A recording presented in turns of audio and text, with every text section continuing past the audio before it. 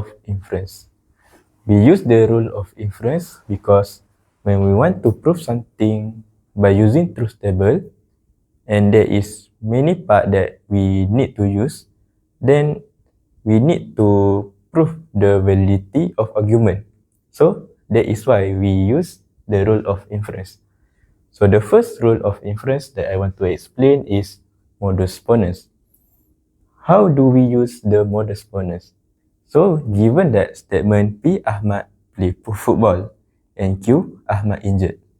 So when P implies Q means if Ahmad play football, then he is injured.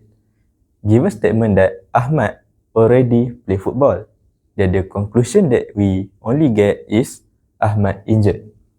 So the second rule of inference that we have is modus tollens.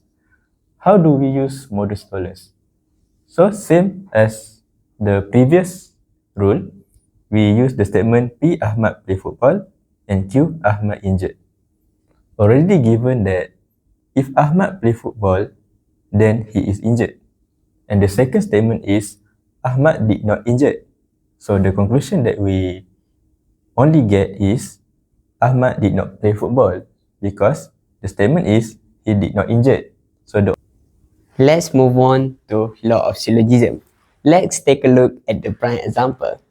So, if it is rain, then the pool is closed. If the pool is closed, then swimming class is cancelled.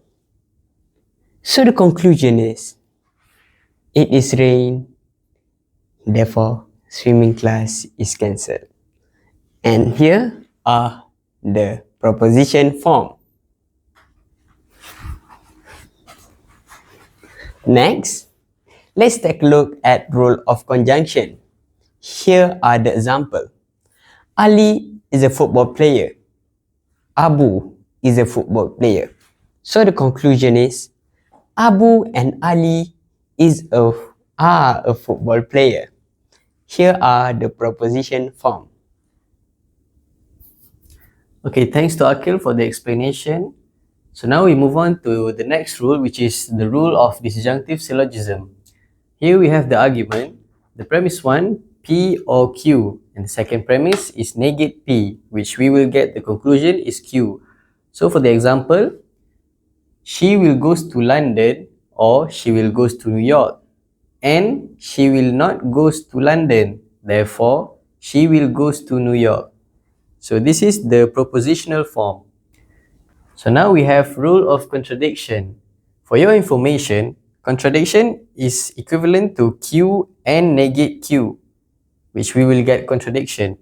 So here we have an argument, which is negate P implies contradiction, and the conclusion is P. So for example, if she is not sick, then today is Monday, and today is not Monday, therefore she is sick. So this is the propositional form. Okay, thank you, Adam. So let's proceed to the two more rules of inference.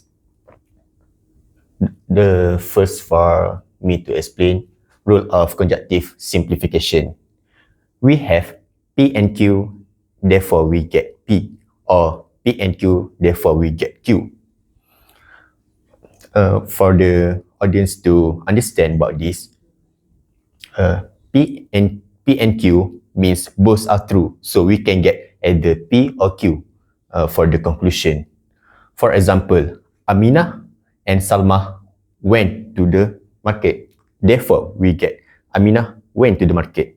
Or we can say that Aminah and Salma go to market, and therefore Salma go to the market.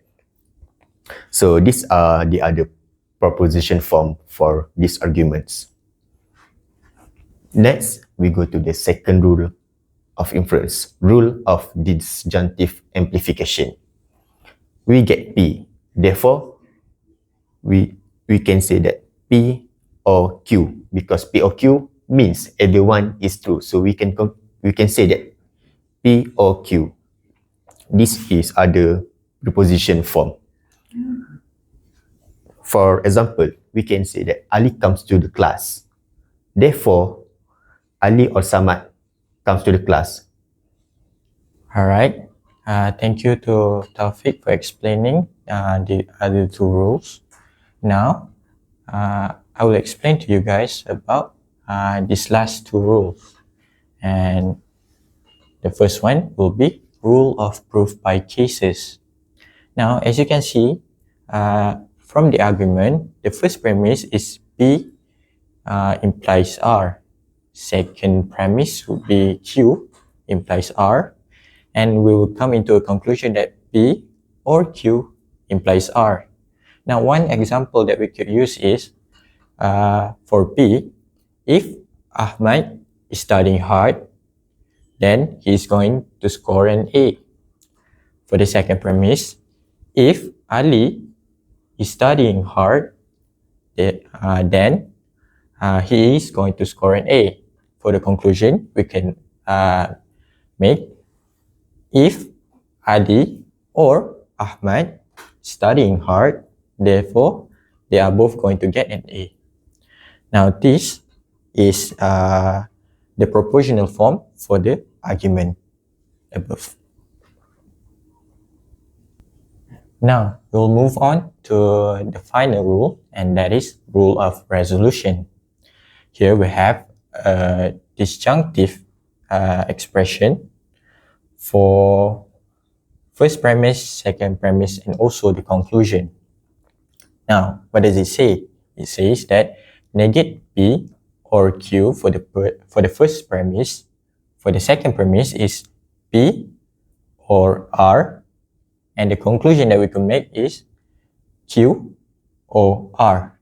Now, one example that we could use is it is not raining, so I'll make it is not raining, or I'll make a T. It is raining, or I will read a book. The conclusion that we can make is I'll make a T, or I'll read a book. Now this would be its propositional form. Assalamualaikum and hi. Today I'm going to discuss with you guys how to use rules of inference by solving the past exam question. Now what we have here is from December 2013, and we were given argument in a propositional form, and the question asks us, by using rules of inference, establish the validity of the argument. Now, first thing you need to know is that whenever you want to solve some question, using rules of inference, we need to first change it into the standard form. Now, what separates premises and conclusion is the implication sign. So, and also what separates each premises is the conjunction sign. Now we have here the standard form. For the first premise, we have P. Second premise, we have P implies Q. The third one would be S or R. Fourth one would be R implies negation Q. And finally, our conclusion would be S or T.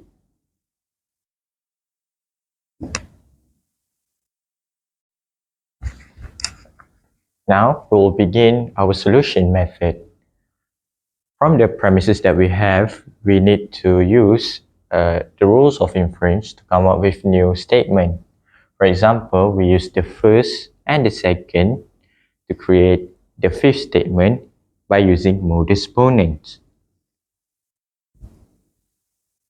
Now, we will use the fourth statement and the fifth statement by following the rules of modus tollens to get the sixth statement, and that is negation R. Now, since we have the third statement and the sixth statement, we can use rules of disjunctive syllogism to get our seventh statement.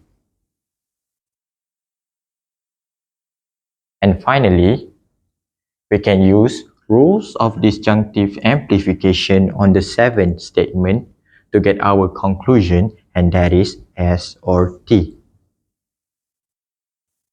Now this would be your final answer. Thank you.